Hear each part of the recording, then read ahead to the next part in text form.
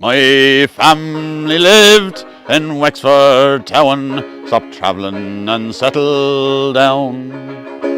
Now my father kept a horse and car, we lived within the town.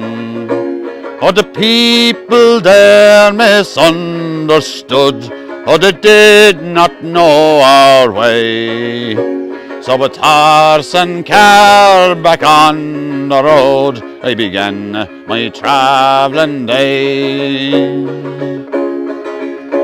Me father was called the Pecker Dun, and I'm the Pecker too.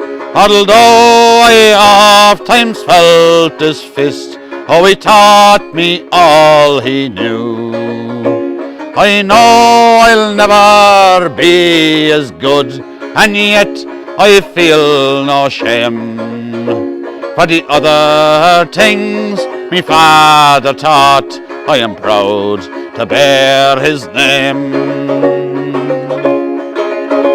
He taught me pride and how to live, though the road is hard and long, and how a man will never starve with a banjo, fiddle or song, and how to camp beside a ditch on a stormy winter's night. And I've learned to go the road again, for there's gone the tinker man. Oh, Wexford it is a town I love, but the travelling man is gone. And a man must feel affection for the town where he was raised.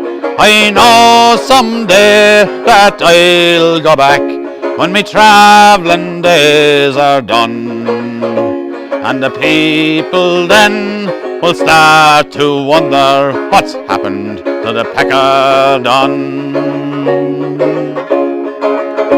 The Peckers above in heaven's arms, with the likes of Luke and Drew, they're having a song and having a yarn, and maybe a jar or two.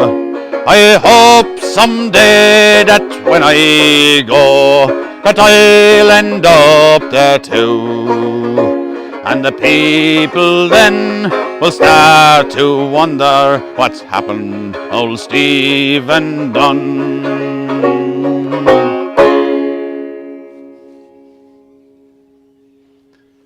Did you write a few lines of that? The last verse, yeah. Did you sing that with your father? Well, I never sung with my father. Would you believe that? I didn't start singing till after he passed.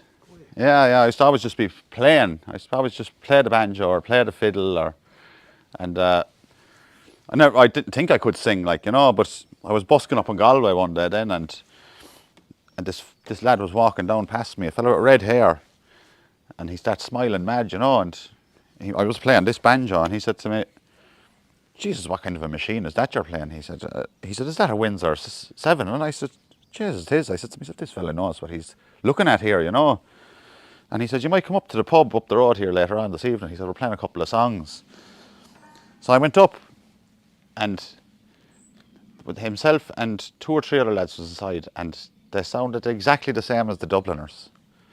And this fella with the red hair, he was the Luke Kelly. He was like the Luke Kelly of the band, like, you know. Fantastic voice, a fantastic singer. And that's how I was in the pub playing with them, and I was just playing away the tunes, you know. And next thing he said, "Sing a song," he said. And I said, "Jesus, I don't sing." And he said, "Jesus, you're Pecker Dunn, son, how don't you sing?" And I said, "All right, so I'll give it a go." And I wasn't great at the start, like, you know what I mean? But watching this man and the boys, I picked it up, like, you know what I mean? So just went on from there, started singing away. And I was in the band for a while with the boys, and then we had too much crack, to be honest about it. We were doing a lot of boozing and playing, like, you know what I mean? So we packed it up in the end, and he went his way and I went my way, and he's still playing today, and so am I, like, you know what I mean? So And you didn't sing with your father at all? no, never sang with him, no. Played all the time banjo or else the fiddle. I was a young fella, yeah. I didn't think I could sing, you see. And I just never tried it. I was always just brought up playing the banjo, like, you know. Because my dad kind of, his voice went at some point when I was growing up, like he got cancer, you see. So he had to stop singing. So anytime we went busking, he'd be just playing. So that's kind of where I just picked up just playing, do you know, that kind of way. Hard to sing too, isn't it? If you don't, if It is. It takes a lot of battle, like, you know what I mean. You have to muster up a lot of courage, like if you wouldn't be used to it now. When that man asked me that day in the pub to sing, I was like, oh Jesus, no, not at all, get me out of here, like, you know. But he kind of put me on the spot, threw me into the deep end, kind of like, you know. Later that night, then they had 2 or 3 gigs that day. It was Patrick's weekend, you see, and we went to this pub anyways, the second pub, and we were playing away. The next thing that he was after double booking, and he said, right, Stephen, you play away here. And I thought, oh Jesus, how am I going to do a 2-hour show, like, you know? Or you'll be all right, you're pecker done, son, he said. And I bluffed it away anyways and sang away, you know. And yeah, that's how it went. and the rest is history. The rest is history we got. Brilliant. You love singing now, do you? I do, I love singing, I love entertaining people and having a bit of crack with them, yeah. Do you write your own songs? No, I don't. I've added bits and pieces onto songs, like, you know, but yet to write a full one. Yeah. What would your favourite songs be? I do love the Dubliners. I love the Dubliners music, and Johnny Cash died. I love Johnny Cash as well, but the old country singers like Johnny Cash, Waylon Jennings and all them kind, yeah.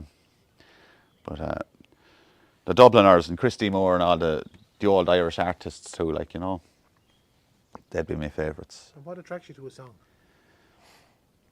I love the sound. If there was a lovely air to a song, that's what really catches my attention to a song. Sometimes there could be a great song and the air mightn't catch my attention, you know. But then someday I might hear somebody singing it a certain way, and that's what catch me, you know. You listen to the words. Somebody'd make you listen to the words to be singing it. It's hard to explain. The air first. Yeah, yeah. I love the airs, like, yeah. Listen, thanks for that. No problem, Mike.